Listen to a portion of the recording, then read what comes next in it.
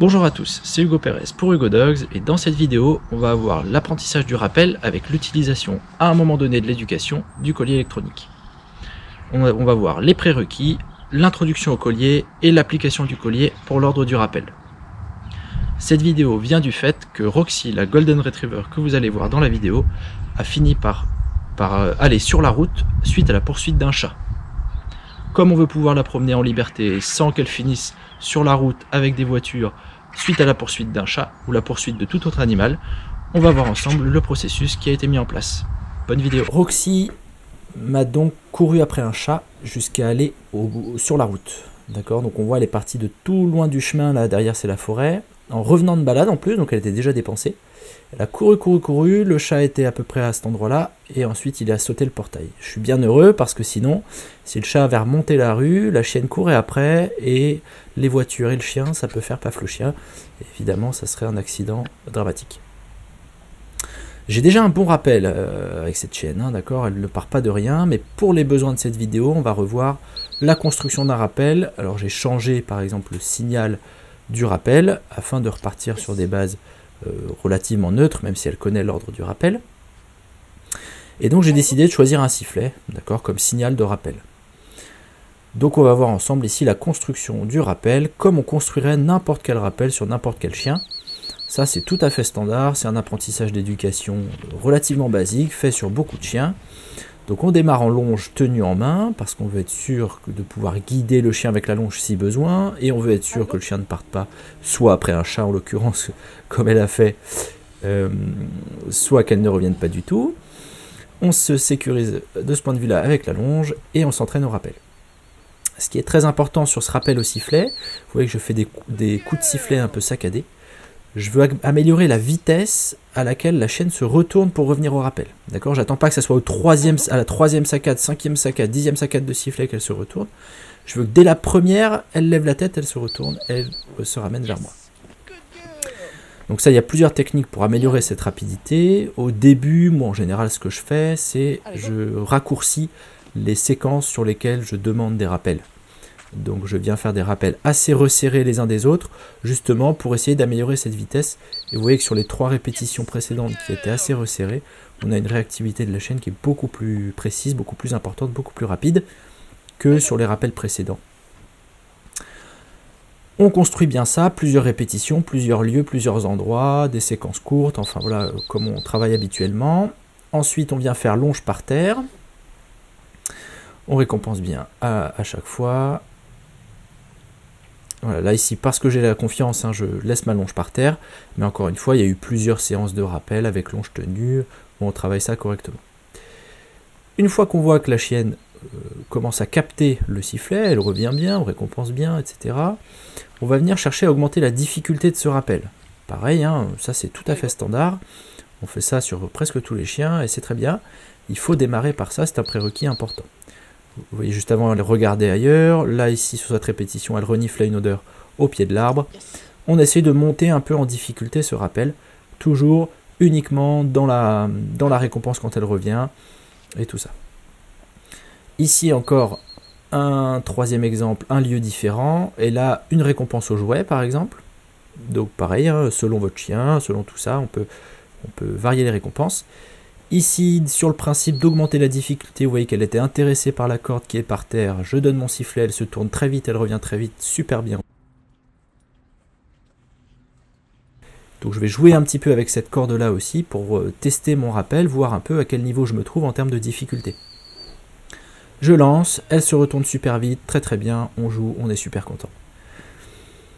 Ici, elle est en liberté parce que déjà c'est clôturé. Ensuite, j'ai plutôt confiance, mais on pourrait tout à fait se mettre en longe. On va voir d'ailleurs tout à l'heure que ça a pu poser un petit souci. Des séquences de jeu, là c'est pareil, hein, sur la façon de récompenser. Il y a plein de choses à dire, c'est pas trop le sujet de cette vidéo, mais voilà, on peut mettre des séquences de jeu plus ou moins longues, des récompenses jackpot de temps en temps, etc., etc. Il y a tout un tas de notions. Pareil sur les marqueurs également. Alors dans cette vidéo, il y a quelques marqueurs qui sont un peu sous-optimales au niveau du timing. Bon, c'est avec le fait de filmer, d'avoir la caméra, etc. C'est jamais simple. Ici, je l'excite encore avec la corde, je lance, pif, je siffle super bien, elle se tourne très très vite, on joue, excellent. Là, sur un format un peu différent, je vais mettre un tout petit peu d'obéissance avant, donc un petit assis, je m'écarte, je siffle, et j'attends du coup de la même manière qu'elle revienne au rappel. Et là, vous voyez qu'il y a un bon délai entre le moment où je siffle et le moment où elle revient, si bien que je suis obligé d'aspirer un peu avec mon corps pour qu'elle puisse revenir au rappel. D'accord ? Ça nous montre que c'est pas tout à fait ancré sur le principe du je siffle et elle revient. Ici, extrêmement important, je joue sur la friandise. Donc je lance la friandise, elle va la chercher, j'essaye de siffler et on voit que ça ne marche pas. Et comme j'ai pas de longe, et je me fais avoir, elle récupère la friandise et j'ai loupé un rappel et elle a eu sa récompense de la friandise par terre, ce que je voulais pas. Bon. Une fois qu'on estime qu'on a un rappel suffisant, on peut commencer à mettre le collier sur la chienne. Et vous voyez ici que je le mets en intérieur, d'accord ? Il y a une première phase pour ne pas que la chienne connecte entre le boîtier et la stimulation électrique qui viendra après. On veut lui enlever de manière complètement aléatoire, sans que ça ait de lien avec la promenade, sans que ça ait de lien avec une stimulation, sans que ça ait de lien avec rien du tout. Donc régulièrement on lui enlève à des moments complètement aléatoires. On n'a même pas besoin d'avoir la télécommande, on s'en fiche, elle peut être dans un placard, on n'en a pas besoin du tout pour le moment, simplement pour l'habituer au collier. Ici donc dans cette séance-là d'entraînement, elle porte le collier électrique, mais je n'ai même pas la télécommande sur moi, c'est resté à la maison, je n'en ai pas besoin, je veux juste qu'elle s'habitue, qu'elle se trouve ça normal de porter le collier. Je lui mets également de temps en temps à la maison, où elle dort, où elle fait les trucs de la vie quotidienne, avec le collier sans problème. Évidemment, on lui laisse porter un nombre de temps raisonnable, d'accord, on ne va pas lui laisser toute la journée, toute la nuit, je ne sais quoi, non, on fait les choses correctement, on lui laisse un certain temps, 1 heure, hop, on l'enlève, etc., etc. Ici, pareil, on s'entraîne au rappel, et là, vous voyez que dans le fond, il y a un humain. Ok ? Donc là, pareil, elle porte le collier, mais j'ai pas encore touché à la télécommande. Juste par habituation, je lui mets. Donc super, je suis très content de ce rappel avec un humain en visu derrière, c'est très bien. Là, ici, on voit qu'elle court comme une folle parce qu'elle sait que derrière, il y a des plus grands espaces. Hop, je ne la vois plus, on siffle. Et bingo, c'est bon, elle revient comme une folle, super rapidement, je suis très content de ça, impeccable. Donc à ce moment-là, je répète, mais aucune utilisation du collier, tout est fait comme on montrait un rappel, avec du renforcement positif à fond, un tout petit peu de longe au début pour se sécuriser, mais que ça soit avec ou sans collier, à part la mise du collier, c'est la même chose. Vous voyez ici qu'elle se gratte. Et bien, si c'est le début de l'apprentissage du collier, c'est normal. Tout comme on met des colliers aux chiots, ça les gratte. Tout comme on met des harnais pour la première fois au chien, par exemple, ça peut un peu le gratter. Et oui, le chien n'est pas habitué, donc il faut qu'il s'habitue. Et donc, parfois, elle peut se gratter parce qu'elle trouve ça un petit peu bizarre. Rien d'alarmant là-dedans. Ici, la même chose encore, en liberté. Donc là, c'est en balade canine avec des dizaines de chiens. En liberté, je teste mon rappel, je vois que ça marche plutôt bien, c'est super. Ici, elle se fait caresser par quelqu'un, voilà, et on va tester ici.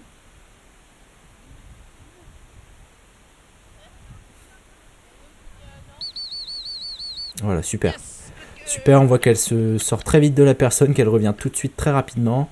Le délai entre le premier sifflement et le fait qu'elle revienne était super bien, donc je suis très content. La même chose avec quelqu'un en plus qui lui donne des friandises. Alors Roxy elle est super gourmande, donc c'était un niveau de difficulté assez important et hop, ça fonctionne bien.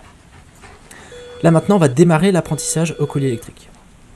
Donc la première chose qu'on fait, c'est qu'on vient chercher le niveau de travail de la chienne. Le collier a un certain nombre de niveaux, moi dans ma situation c'est 100 niveaux, mais ça dépend des colliers, peu importe.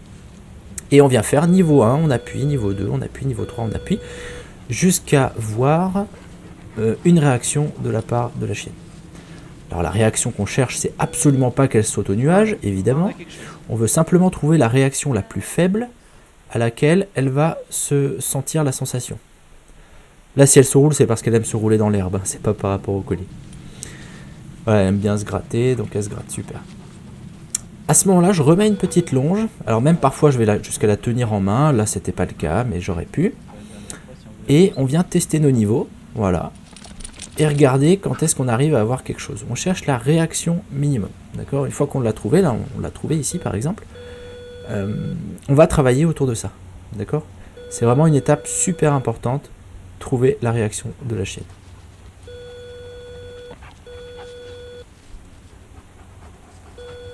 Voilà, d'accord, là on la voit très très bien, on voit que ça réagit.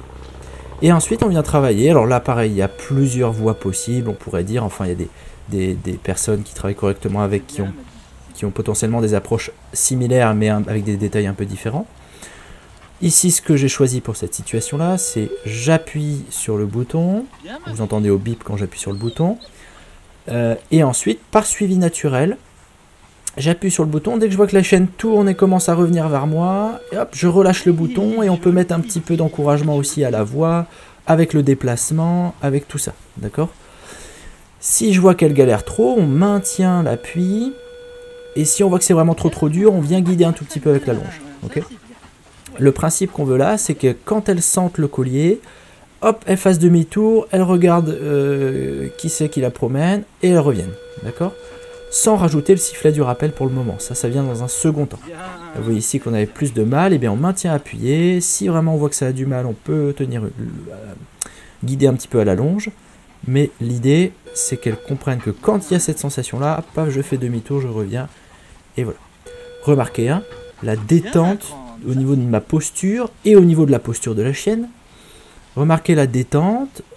On est là en tant qu'utilisateur du collier pour montrer à la chienne, en fait, on lui montre comment s'enlever de cette situation un petit peu inconfortable qu'est le collier, et donc d'après son regard elle, on est la personne qui vient la soustraire à cet inconfort, la guider à cet inconfort, la guider pour sortir de cet inconfort, d'accord? On n'est pas du tout la personne qui lui mettons l'inconfort, parce que comme on a fait bien le travail avant du collier électronique pour la déconditionner entre le boîtier et la stimulation, elle ne sait pas que c'est le boîtier ni la télécommande qui actionne. Donc si elle reçoit l'inconfort et elle se tourne vers nous et nous on lui dit ouais c'est bien, très bien, eh bien on est la personne qui la guide pour sortir de l'inconfort. Donc au niveau relationnel, vous le voyez, elle est tout à fait joyeuse, elle est contente, tout va bien, il n'y a pas de stress, il n'y a pas tout ça. Le stress il vient au petit moment de la stimulation, et vous voyez que c'est un stress tout à fait modéré. C'est un stress tout à fait modéré, il n'y a pas... c'est pas la panique. Hein. Et on vient travailler comme ça, en longe au début, sur soit du suivi naturel, ici avec de la voix pour venir la guider quand elle fait bien, un petit peu de posture dans l'aspiration, dans le suivi naturel, et voilà. Hein, vous voyez bien là, quand on appelle une décharge électrique, si vous voyez ça écrit sur les forums ou je ne sais quoi, ou même parfois dans des études scientifiques, peu importe, regardez ce que c'est qu'une décharge électrique. Observez bien. Paf, et voilà, d'accord? Donc ceux qui observent un petit peu les chiens, qui arrivent à analyser un peu le comportement, vous voyez qu'elle a ressenti quelque chose, hein, ça se voit tout à fait clairement. Alors vous avez le bip sonore en plus de votre côté, donc c'est plus facile. Mais vous voyez bien qu'on est dans de l'inconfort extrêmement modéré, extrêmement fin, et c'est pour ça que c'est un outil tout à fait formidable. Ici, il me semble qu'on était au niveau 13 sur 100. D'accord? Donc on est on va dire à 13% de la puissance maximale du collier. Et voilà, paf, là encore une fois, on a vu sa réaction, elle se tourne, elle vient, très bien. Cette étape-là, elle est primordiale, parce qu'elle va permettre à la chienne de comprendre quoi faire pour arrêter la stimulation du collier. D'accord? On veut sortir de cette utilisation idiote de le collier électrique, c'est uniquement pour des sanctions de haute intensité. Ce n'est pas du tout vrai, ce n'est pas du tout le cas. Ce n'est jamais comme ça qu'on obtient le meilleur résultat. On obtient le meilleur résultat quand on travaille beaucoup en renforcement négatif et beaucoup avec la chienne qui sait comment mettre un terme à l'inconfort que lui procure le collier. Et c'est cette première phase-là de découverte du collier qui nous permet de faire ça. Regardez là encore une fois, stimulation, hop, elle se dirige vers moi, ça se relâche, et tout le monde est content, c'est super. J'insiste à observer ma posture à moi aussi, enfin là on est plus focus sur la chienne, regardez, hop, voilà, super, elle ressent, elle revient, vous voyez qu'elle revient de manière tout à fait joyeuse. Hein. Regardez bien également, hein, j'insiste sur la posture de l'humain derrière. On n'est pas en train de la pourrir, on n'est pas en train de l'engueuler, on n'est pas en train de tout ça, rien du tout, rien du tout. Il faut être super détendu. On est là pour être à ses yeux celui qui va la guider dans la sortie de l'inconfort. Hein. C'est vraiment très très important de comprendre ça. Donc on répète, hein, encore une fois, hein, l'éducation c'est aussi de la répétition, donc on s'entraîne. Et si on voit des fois que la durée est un petit peu plus longue, donc on reste appuyé, et puis on relâche quand on obtient le comportement souhaité. Voilà, super. Alors ensuite, on pourrait travailler également sur ce format-là, sur cette même phase d'apprentissage, sur la découverte du collier, l'introduction du collier électrique auprès de la chienne, avec de la nourriture, d'accord? C'est tout à fait possible. On va le voir ici dans ces extraits, donc un autre endroit, un autre moment, collier, là on l'utilise, voilà, hop, là vous voyez l'inconfort de la chienne, hop, elle revient, super, je suis content, je marque, je récompense, tout va bien. Ici encore un autre exemple, hop, je sens l'inconfort, paf, elle se tourne, elle revient. Et ensuite on va vouloir retarder un petit peu à la fois notre guide, nos aides, et à la fois le moment où on marque le bon comportement, pour essayer d'avoir que la chienne revienne vraiment juste à côté de nous. Et pas seulement qu'elle se tourne. Bon, mais si déjà on a une chienne qui se tourne, elle saura quoi faire dans une situation difficilement contrôlable, comme de la prédation sur un chat, sur un animal, dans plein d'autres situations. Donc on y va, on s'entraîne. Toujours la longe, parce que j'ai pas encore l'entraînement suffisant. J'estime ne pas avoir encore l'entraînement suffisant pour faire sauter la longe. Donc je garde ma longe. Et en avant, on fait des répétitions. Observez bien la réaction de la chienne. Observez bien le timing où j'appuie et je relâche. C'est vraiment très important. Ici, on a un humain au fond. Hop, voilà, pareil, on appuie, tac, ça se tourne super bien. Elle s'est tournée rapidement. Et vous voyez que la chienne est en contrôle de la stimulation. D'accord ? Elle n'a pas de réaction de stress intense, de réflexe de stress, d'accord? Pas du tout. La chienne est tout à fait en contrôle, que quand j'appuie, elle sent l'inconfort, et lorsqu'elle fait ce qu'on lui a appris à faire pour enlever cet inconfort, ça s'enlève, d'accord? Il n'y a pas de sursaut, il n'y a pas de couinement, il n'y a pas de tout ça, d'accord? C'est vraiment très important, la chienne doit être en confort. Ici encore une fois, un autre endroit, un autre moment, une autre session d'entraînement. Encore la longe parce que pareil, je devais estimer à ce moment-là de notre entraînement que c'était pas suffisant pour lâcher la longe. Donc on y va, on travaille en longe, même principe. Encore une fois avec de la friandise ici, hop, on appuie, on voit, et on voit, elle commence à se tourner beaucoup plus rapidement, à revenir beaucoup plus vite aussi. Donc c'est bon signe, on va bientôt pouvoir passer à l'étape d'après. Vous voyez pareil, hein, là ici on travaille autour d'autres chiens, mais il n'y a pas de risque de mauvaise association entre le collier et les chiens, ni rien du tout, parce qu'on travaille juste avec de l'inconfort très très très léger, très modéré. Donc les risques de comportement superstitieux et de mauvaise association sont extrêmement faibles, encore plus que là, c'est du coup, on est déjà un petit peu entamé dans l'introduction au collier, elle commence vraiment bien à comprendre ce que ça veut dire. Yes, good girl. Oh bah c'est bien. Oh. Allez go. Et là, sur cette dernière utilisation, par exemple, j'avais enlevé la longe. Okay. Et là, on va voir, hop, voilà, liberté, collier, j'appuie, paf, elle se tourne, elle revient. Là, c'est super, on est vraiment très très content d'avoir ce résultat. Là, c'était une utilisation de la longe pour la stopper sur la friandise. D'accord? Donc, on met la chienne en longe, on la titille un petit peu avec de la friandise, comme j'ai fait l'autre jour. Et là, regardez ça, poum. J'ai gardé la longe en main, j'ai même pas actionné vers l'arrière, hein, j'ai mis aucune saccade, mais la chienne, parce qu'elle courait à fond derrière la saucisse, s'est prise un stop, et on va revoir ce stop-là au ralenti juste après, mais vous voyez que c'est quand même tout à fait beaucoup plus traumatisant, je veux dire, pour le chien, que l'impulsion du collier électronique. Okay ? Ici, on voit que mon sifflet, quand je lance ma friandise, eh ben, c'est pas 100%, d'accord ? C'est vraiment pas 100%, malgré tout le travail que j'ai eu avant, le sifflet sur la friandise, c'est pas 100%. Ici, on voit avec juste le collier électronique, d'accord ? J'ai même pas sifflé, j'ai juste appuyé sur le collier électronique. Là, c'est la longe, regardez bien ça, paf, vous voyez comment ça lui a légèrement arraché la tête. Ça, c'est le collier électronique. Vous voyez la différence ? avec l'attitude de la chienne qui est tout à fait détendue. L'autre étape maintenant, vous voyez ici que juste le sifflet, même chose, ça ne fonctionne pas, elle mange quand même la friandise, et donc on va venir avoir dans notre entraînement final, d'abord sifflet, si ça répond assez vite, il se passe rien, si ça ne répond pas assez vite, collier, et on enlève le collier au moment où la chienne se remet dans le rappel. D'accord? Donc là c'est ce qu'on va voir ici, sifflet, collier, hop, et on relâche tout de suite quand ça revient. Ça, c'est la dernière phase d'entraînement au collier. Une fois qu'on a ça, eh bien, on peut enlever le collier et tout ira bien. D'accord?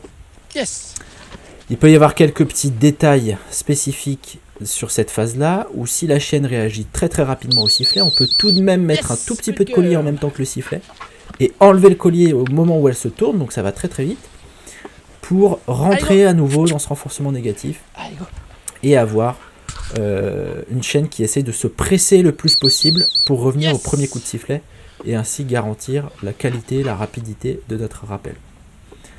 Donc c'est ce qu'on voit ici. Parfois c'est je siffle, j'appuie en même temps, je relâche tout de suite quand la chaîne revient. Et parfois je siffle, je vois que ça ne réagit pas, du coup j'appuie, je maintiens, et quand je vois qu'elle re-rentre dans le rappel en se tournant vers moi, je relâche. Ok, je relâche quand la chaîne, j'estime que la chaîne rentre dans l'ordre du rappel, c'est-à-dire qu'elle se tourne vers moi et qu'elle commence à son premier pas vers moi, on va dire. Ou même si elle se tourne vers moi, c'est suffisant. Je ne relâche pas quand elle arrive à côté. De toute façon, vous l'entendez au bip son. Et à nouveau, si j'estime avoir la qualité de rappel suffisante, je ne suis pas obligé d'appuyer à chaque fois. Si maintenant je vois qu'au bout du deuxième, troisième, cinquième de sifflet, ça ne fonctionne pas, je viens appuyer, je maintiens et je relâche quand la chaîne rentre dans le rappel. Encore une fois, vous voyez que mon attitude est très détendue. Je récompense quand ça revient, tout le monde est très content, c'est super. On vient ainsi travailler de cette manière en ayant besoin du collier quand il y en a besoin, et on affronte toutes les situations qui nous posaient problème au préalable, jusqu'à ne plus avoir besoin du collier sur un échantillon suffisamment représentatif pour qu'on ait confiance, et ensuite on peut enlever le collier sans aucun problème, la chienne aura un rappel super stable. Je vous remets ici les mêmes extraits que précédemment pour montrer que le sifflet seul, avec un travail uniquement basé sur le renforcement positif, sans association au collier électronique ni de travail en renforcement négatif, ne produit pas un rappel à 100%. La longe applique un inconfort beaucoup plus grand que le collier électronique, sans prendre en compte le fait que le chien peut s'échapper du matériel sur lequel est branchée la longe, ou faire tomber la personne qui tient la longe en main. Et pour satisfaire les besoins des chiens, nous devons pouvoir les promener en liberté sans tenir la longe toute sa vie. Pour diminuer le nombre d'accidents causés par les chiens qui ne sont plus sous le contrôle de leur propriétaire, nous devons avoir un rappel le plus fiable possible. Le collier électronique nous permet donc d'appliquer l'inconfort le plus faible possible, dans le meilleur timing possible et à distance du chien, tout en obtenant des résultats très satisfaisants.